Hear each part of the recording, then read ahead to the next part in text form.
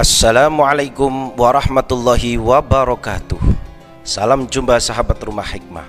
Channel kebanggaan kita ini kembali hadir menemani aktivitas Anda dengan menyuguhkan ragam informasi yang penuh hikmah. Pada edisi kali ini Rumah Hikmah akan mengajak para pemirsa semua menyelami sejarah kerajaan Mataram Islam di bumi Yogyakarta.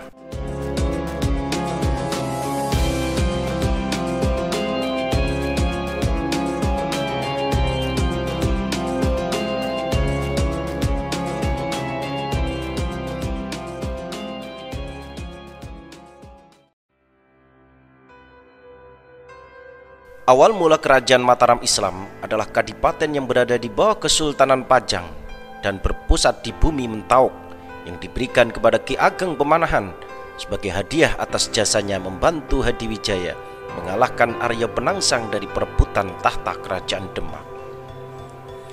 Ki Ageng Pemanahan berhasil merubah bumi Mentauk dari semula hutan belantara menjadi pemukiman yang padat penduduk dengan nama bumi Mataram. Pada tahun 1575, Ki Ageng Pemanahan wafat, kemudian digantikan oleh putranya yang bernama Sutawijaya. Di era Sutawijaya ini, kedudukan Mataram semakin diperhitungkan secara politik dan ekonomi. Beliau berhasil meningkatkan kesejahteraan hidup penduduk Mataram dan berhasil merebut kekuasaan politik Kesultanan Pajang dengan memindahkan pusaka kerajaan Pajang ke Mataram, sekaligus menandai berdirinya Mataram sebagai Kesultanan Islam yang independen pada tahun 1582. Beliau pun diangkat sebagai raja pertama dengan gelar Panembahan Senopati ing Alogo Sayyidin Panotogo. Panembahan Senopati berhasil memperluas wilayah kekuasaan mulai dari Pajang, Demak, Tuban, Madiun, Pasuruan dan sebagian besar wilayah Surabaya. Panembahan Senopati wafat pada tahun 1601. Dan posisinya digantikan oleh anaknya yaitu Raden Masjolo. Pada masa pemerintahannya terjadi banyak peperangan. Hal ini dilakukan untuk menaklukkan wilayah ataupun karena mempertahankan wilayah kekuasaan.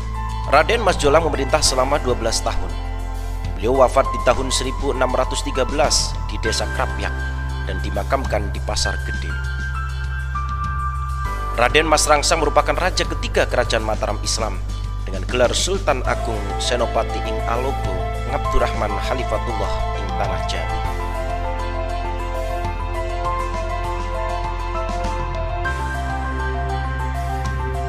Pada saat masa pemerintahannya, kerajaan Mataram mencapai puncak kejayaan. Kerajaan Mataram berhasil menguasai hampir seluruh tanah Jawa, terkecuali Brambangan dan Banyuwangi. Beliau juga mengembangkan Mataram menjadi kerajaan agraris dan lumbung pertanian. Sultan Agung adalah salah satu sosok Raja Mataram yang anti kolonialisme Belanda. Tercatat dalam sejarah beliau pernah memerintahkan penyerangan Mataram ke Batavia yang dikuasai oleh VOC Belanda. Ekspansi pertama gagal mengusir VOC Belanda di Batavia karena Mataram kalah dalam persenjataan dan kehabisan perbekalan saat pengepungan benteng Batavia. 1 tahun tepatnya pada tahun 1629, Mataram kembali melakukan penyerangan ke Batavia dengan persiapan yang lebih matang. Pada serangan kedua sebelum terjadinya serangan terdapat sebuah kebocoran informasi yang dimana tentara VOC datang dan kemudian melakukan penyerangan yang menghancurkan 200 kapal Mataram dan juga lumbung-lumbung beras perbekalan. Meskipun begitu, pasukan Mataram berhasil mengepung Batavia dan memblokade aliran sungai serta menghancurkan benteng Belanda. Bahkan gubernur Belanda yang bernama Jenderal Jan Pieters Koen mati karena terserang wabah disentri. Pasukan Mataram pun ditarik kembali ke Mataram. Sultan Agung wafat pada tahun 1646 dan tahta kekuasaan Mataram diteruskan oleh putranya yang bernama Amangkurat I. Berbeda dengan sang ayah yang menerapkan politik anti kolonialisme dan konfrontasi, Amangkurat I justru menjalin kerjasama dengan VOC Belanda di Batavia. Akibatnya di kalangan internal Mataram muncul ketidakpuasan dan pemberontakan seperti yang dilakukan oleh Raden Kacoran serta pemberontakan Trunojoyo. Amangkurat I wafat pada tahun 1677 dan dimakamkan di Telogowangi, Tegal. Tahta Mataram diteruskan oleh Amangkurat II yang memiliki nama asli Raden Mas Rahmat. Setelah wafat pada tahun 1703, Amangkurat II digantikan oleh putranya, yaitu Sunan Mas atau Amangkurat III. Pengangkatan Amangkurat III ditentang oleh Pangeran Puger. Akibatnya terjadilah peperangan perebutan mahkota yang pertama pada tahun 1704 sampai dengan 1708 yang dimenangkan oleh Pangeran Puger dengan bantuan VOC Belanda di Batavia. Setelah naik tahta, Pangeran Puger bergelar Pakubuwono I yang berkuasa dari tahun 1708 sampai 1719 Masehi. Adapun Sunan Mas Amangkurat III melarikan diri ke daerah pedalaman di Malang. Pada waktu Pakubuwono pertama wafat tahun 1719, tahta kerajaan digantikan oleh putra mahkota yang bernama Sunan Prabu Mangkunegara yang bergelar Amangkurat IV, berkuasa dari tahun 1719 sampai 1727. Pada masanya berkobar perang mahkota kedua selama kurun waktu 1719 sampai 1723. Pada tahun 1723, pemberontakan tersebut dapat dipadamkan berkat bantuan VOC Belanda. Setelah Amangkurat IV wafat, tahta selanjutnya dipegang oleh Pakubuwono II. Masa pemerintahannya dari tahun 1727 sampai 1749 merupakan babak terakhir sejarah Kerajaan Mataram. Pada masanya terjadi Perang Mahkota ketiga yang berlangsung dari tahun 1747 sampai 1755. Raden Mas Said, putra Mangkunegara yang bersekutu dengan Pangeran Mangkubumi, mengadakan pemberontakan terhadap Pakubuwono II. Seperti halnya Perang Mahkota I dan II, Perang Mahkota ketiga ini pun melibatkan campur tangan VOC.